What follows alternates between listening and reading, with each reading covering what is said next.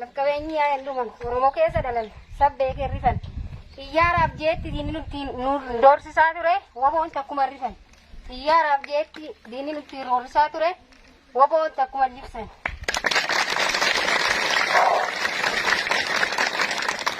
Waboon maqaa keenya salphaatti hin dhufne irratti wareegamne dhiig keenyaan arganne kaayoo kanaaf jibbamne malee jibbamtootiin dhalanne. Yoo arraba maqaan kee ishee bahe nyaati keenya immoo cakkee dhahe kaayoo kanaaf jecha waan nu mudateen argin hundumaa agarre kaayoo kanaaf jecha dhalaaf dhalchi dhabne dhalachuu hin oolle dhalannee akka namaa jiraachuu osoo barbaannu rakkoo kanaan mudanne waan hedduutti irra nu mudate kan yoomillee hin daganne jaallan hedduu irra dhabne ka deebine ijaan hin agarre uummanni Oromoo kamiyyuu akka kaayoo kanaan hin daldalle uummanni Oromoo kamiyyuu akka kaayoo kanaan hin daldalle.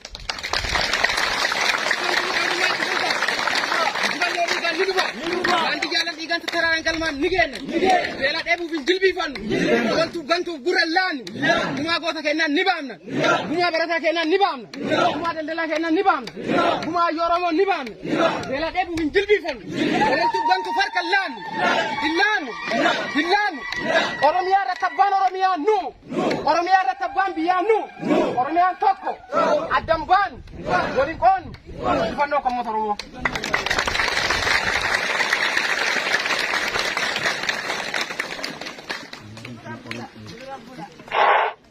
Waboo waraan bilisummaa Oromoo saba ofii akka bu'ee kan geggeeffalmi kaayyoon nu qabsoomneef eenyuufillee kan hin qabne mamiif shakki uummata keessa baanee uummatumaan jiraanna qabsoorra wareegamnus akkanatti hin lakkinu dhalootaaf dabarsine laanna fideensi barana kucarraa gullee ololtuu gantuuna qilleensa mukuraastullee qabsoo akka kan fiixaan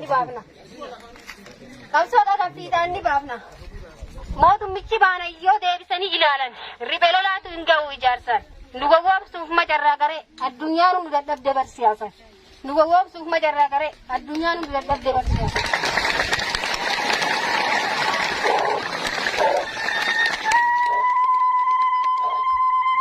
Beekumsi gaa qabnee barnoota ircaalaan keenya maastarii digriif diblooma kanaan beekamne halluu fageenya nu fayyadu dhiifne uummata bal'aaf jechuuf keenya miidhamne uffata bareedaa hin beeknu jijjiiranne